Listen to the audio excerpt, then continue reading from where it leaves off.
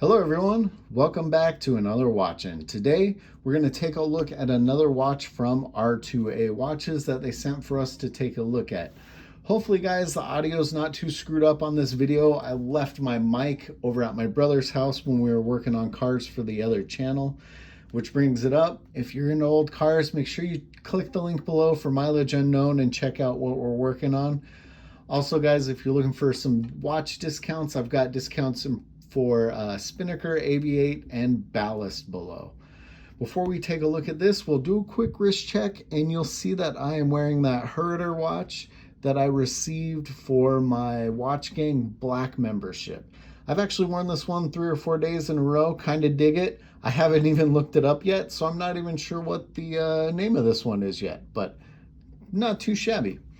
Now the watch we're going to take a look at today is a kind of a commemorative watch, limited edition, and it's celebrating the first human space flight and the first watch that was in space. So it's named after Yuri Gagarin. And bear with me guys, I'm going to butcher probably every name in this because it's all in Russian. So this is a Sturmanskie, and this is the Gagarin. And I really dig a lot of what they've done on this. I'm a huge fan of vintage or retro styled pieces. I love a lot of original pieces. The problem I have with them is they tend to be very, very small. So it's nice to have something that's retro looking that is a decent size. This one's a 40mm stainless case, and I dig it. I like the dial on this one because that's what brings in a lot of that retro feel. And they drew directly from the watch that Gagarin was wearing on his space flight. If we take a look at the case back, we've got a very cool case back design with Gagarin on it. I'm not gonna lie, don't speak Russian, so I'm not sure what's going on there. But you can see this one is number 230 of 2000. There are a few different variations on this watch as far as dial colors go and strap colors. I do like this dark kind of chocolate with the red stitching on the strap on this one. I like the color combos very much on this one. It adds greatly to that retro feel. Some of the other ones still have that retro feel, but there's something about the color combos in this particular version that really add to it for me. Now this one is running a Poljot 2609 17 joule mechanical movement. So this one actually has to be wound. It's not an automatic movement, it is a mechanical movement. And it vibrates at 21,600 beats per hour.